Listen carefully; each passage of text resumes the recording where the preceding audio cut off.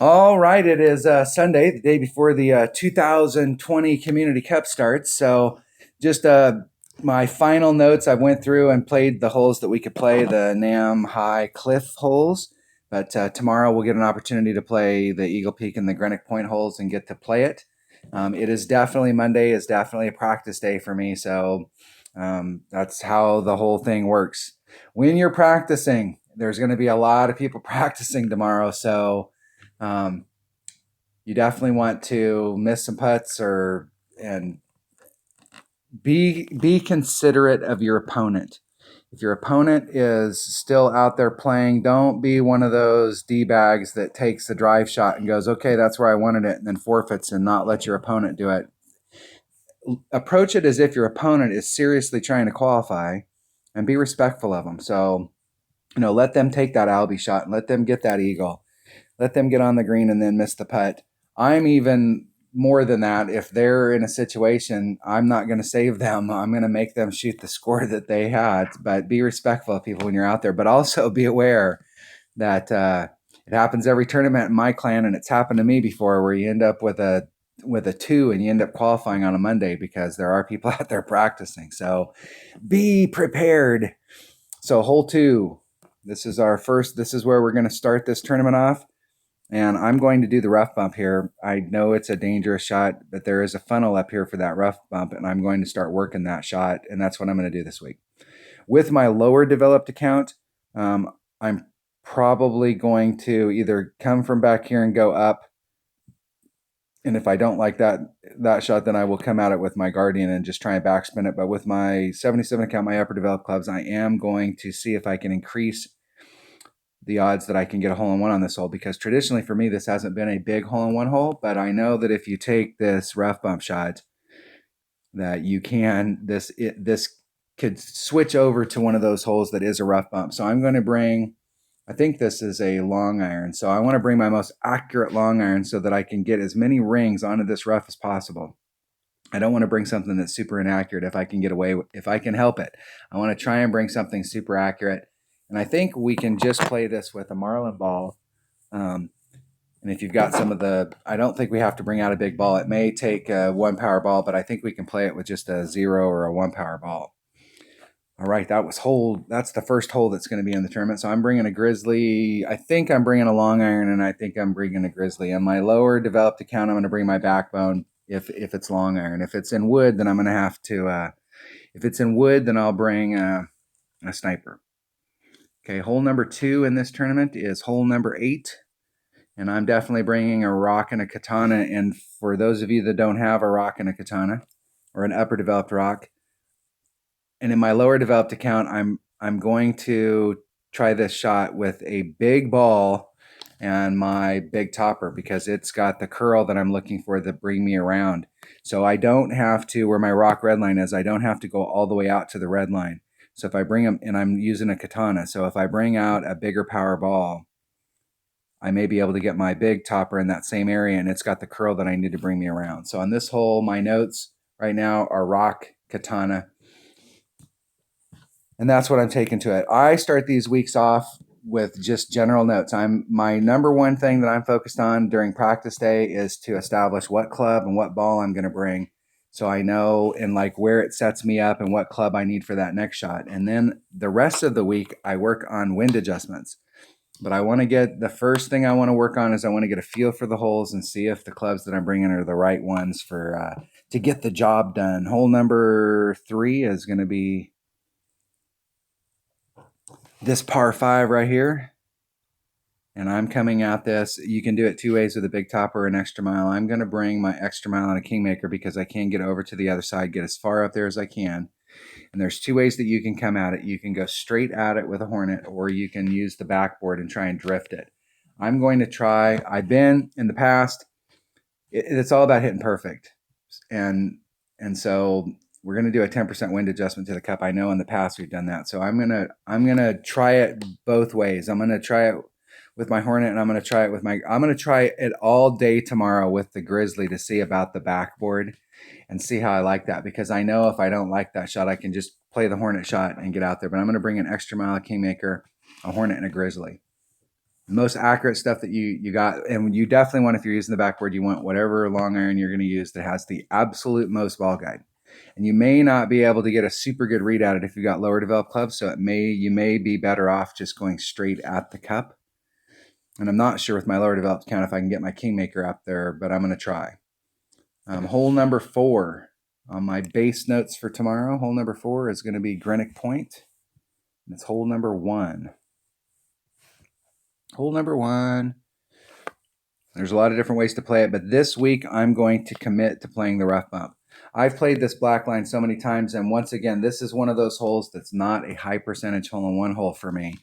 I mean, I'm always up there and I'm always close, and you got a good look at it, and I've hit hole-in-ones here, but I want to see if I can increase my odds of getting hole-in-one, and I'm going to commit this week to playing that rough bump.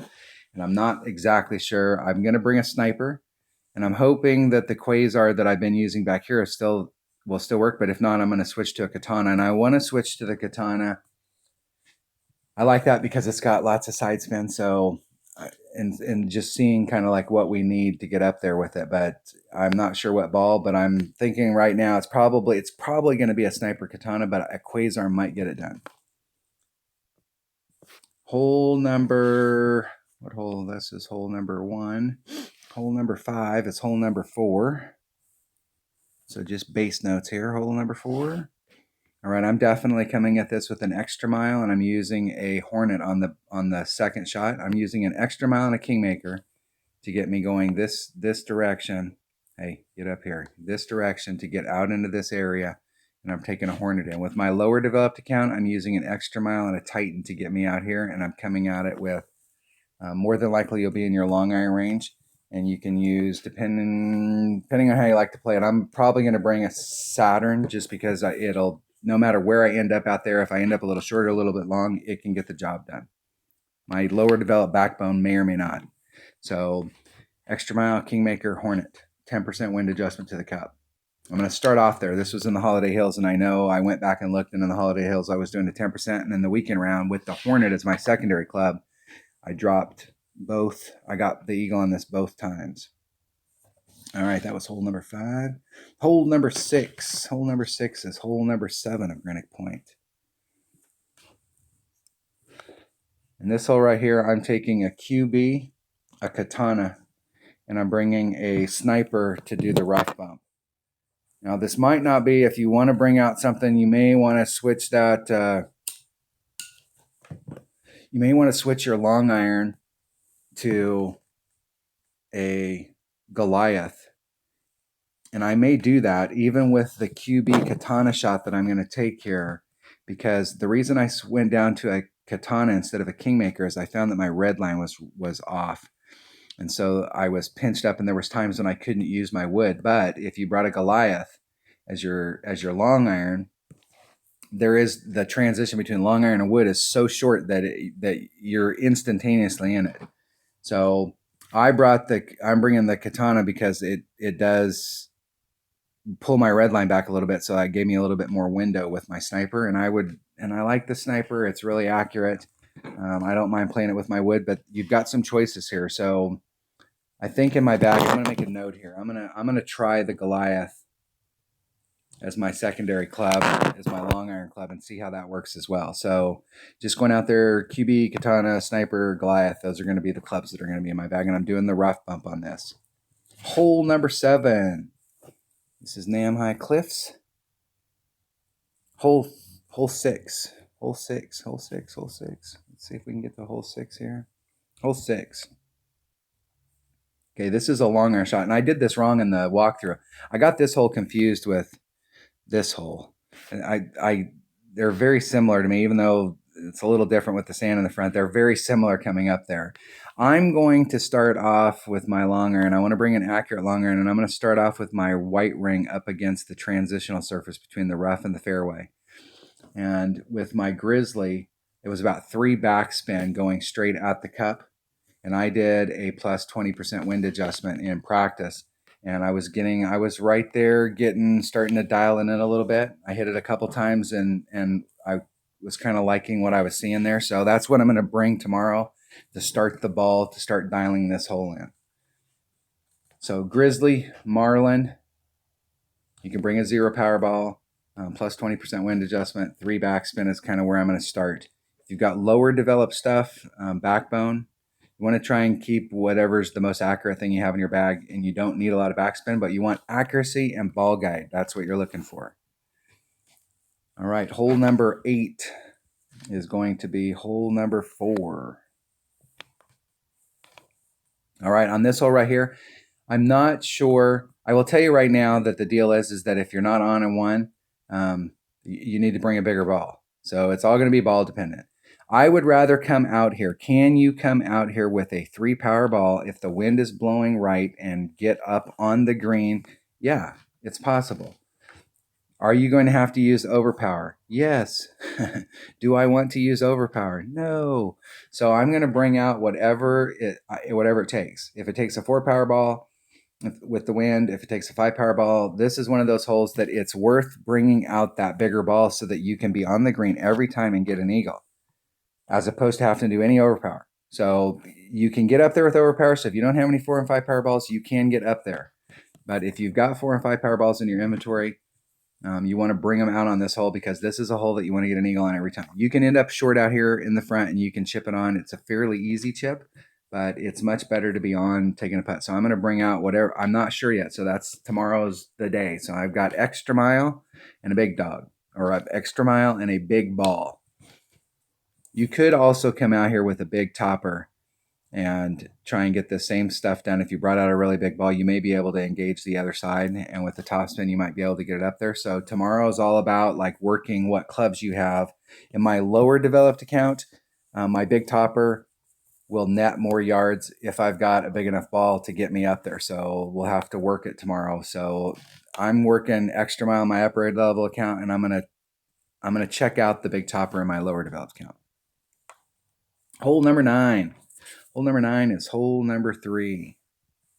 Is that hole number 3? It is hole number 3. Okay, so I hit this hole a couple times. So if the wind's blowing, if they give us any kind of favorable wind where we have a headwind, in rookie with a 5 power ball, we're right here, right now. I mean, right there. So you wouldn't have to put on any overpower with a 5 power ball. You may actually, depending on your club, you definitely want to be out on this side, and you may actually have to take a little bit off, because I mean, it's right there, and we're definitely going to want to pay attention to this wind adjustment, because of where it's at. There may be, if it's 4 miles an hour, we may have to add some on, but we'll have to play that by ear as we get started. But if you use a 5 power ball, you won't have to put on any overpower at all. You're in the pocket.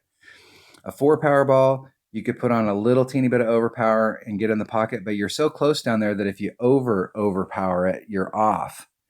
And so you start to get into that a 4 power ball, I see what it can do for you. A 5 power ball with a big topper, I've tried that shot as well. And your red line's more in this area right here, and it opens it up, and you can get out here in the front. The best I've been able to do this week with the extra mile and the big topper and rookie is right out here in the front, and then you've got a chip coming in. I've noticed on this chip, just in practice, that here's the cup, here's the flagpole, and from the distance that you're out here, normally, like when I'm taking those chip shots, this is about a 3/4 wedge shot. So we need to kind of pay attention to our rings, or what I noticed was I had a 2 mile an hour wind on one, and I stayed like right here on the cup, and it actually pushed me over to the other side. So the cup, so if we've got winds here, we're going to have to, this wind adjustment's going to be a little tricky from the distance. If you're out here in the front, it could be a little bit tricky. So get your numbers for your wedge, because you'll probably want to do a ring adjustment, as opposed to where we're usually close enough where you can move it over and half the cup is 4 miles per hour. So pay attention to your wedge numbers, because it's probably going to be better if we use a ring number to set this up. But it'll just depend on how close you can get out there. But I'm going to try it with my upper developed accounts with an extra mile and probably a 4 or 5 power ball, so that I won't have to do any overpower. And in my lower developed account, I think I can net more distance. I've got an extra mile 6, and I think I can net more distance with a big topper, but you got to do overpower. You got to do overpower with either one of them, unless you're going to bring out a big ball. So That's why we practice tomorrow, because I'm going to look in my lower developed count for extra mile or possibly a big topper. But if I end up bringing out a big power ball, I won't have to do any overpower with the extra mile, but I would still have to do overpower with the big topper. And this hole right here is at the end of the thing. It's very albiable. So we want to give ourselves the best shot that we possibly can. So there you go. That's my base notes. If you're new to the channel, the whole deal is that when I start these weeks off, I don't try and come out there. My game plan at the beginning of the week is to establish what club, what ball, and what secondary club I need. So like on this hole right here, first shot extra mile, second shot I'm gonna bring a Hornet, but I'm gonna try out the Grizzly on the back. So I'm trying to decide what my secondary club's gonna be. And depending on where you're at up there, you may want to have both those in your bag, because maybe the one shot doesn't work out and you can switch to the other. So just trying to establish what I want in my bag, because when Tuesday rolls around, I don't want to be one of those guys that's still looking around trying to figure out. And you see them, they're in the weekend round and they're like looking around like, what am I going to do on this hole? Dude, you should have figured that stuff out on the Monday practice round. So Monday is all about making sure, and I'm not really worried. Most of these holes, unless I know something from a previous tournament, I'm just going to do normal wind adjustments. I'm not worried about elevation. What I'm worried about is what clubs I'm going to use and what ball I'm going to use tomorrow. And then as the week progresses, once I've established that, now I can start working on wind adjustments. Because if you start working on wind adjustments to begin with, and then you're still unsure what ball and where you're going to land and where your distances are and what you're doing, you're trying to do. For me, I'm trying to do too many things at once. So I'm a guy. Come on, I can do one thing at a time, but I can do it really well. So I'm going to look for ball clubs tomorrow. That's all I'm looking for. That's what practice days are all about. If you've got multiple accounts, Tuesday morning is a practice account where you go out there and you put it together. You go out there and you go, okay, hey, I know that now, and I've been able to see what happened. I really encourage you to get one of the screen recorders so that you can record your gameplay. So tomorrow, when you hit those perfect shots, or you hit those shots that weren't perfect, you can establish speed. But when you hit those perfect shots, you can go back and watch that video and go, okay, look at your wind adjustment. Did I make the right wind adjustment? Okay, I made the right wind adjustment and I was off the cup to the right and the wind was blowing, pushing me to the right. So maybe I need to make an adjustment so that you can start to dial that stuff in for your game. And so tomorrow is all about practice, and you want to have a really good practice round. So, but like I said earlier in the beginning of the video, just be respectful of our opponents. Not everybody's out there practicing on Monday. Some people are taking it serious, and you don't want to ruin their round for them. All right. Hopefully everybody has good luck. I am like 24. Let's see what I am. Let's go here. I am 24 viewers away from 600. I am like on the cusp. So 24 viewers away, 22 viewers away from 600. So if you're not a subscriber and you like the content, please hit subscribe and hit like. That always helps the channel, helps everybody out there. And if you're in a clan and you got people that are struggling and they need some help, lead them this way. But anybody that wants to subscribe this week, I would appreciate it. My whole goal is to get to 1,000 so that I can mobile stream, because I play on a mobile device and I'm out and about all the time. And I could set it up so that I could play at certain times, but that's the way I can just mobile stream. And so I'm really trying to get to 1,000. But all of these numbers, 600 subscribers is a big landmark. And so trying to get 22 more this week. All right. Good luck in the tournament, and hopefully it has a great practice day tomorrow. And thanks for watching.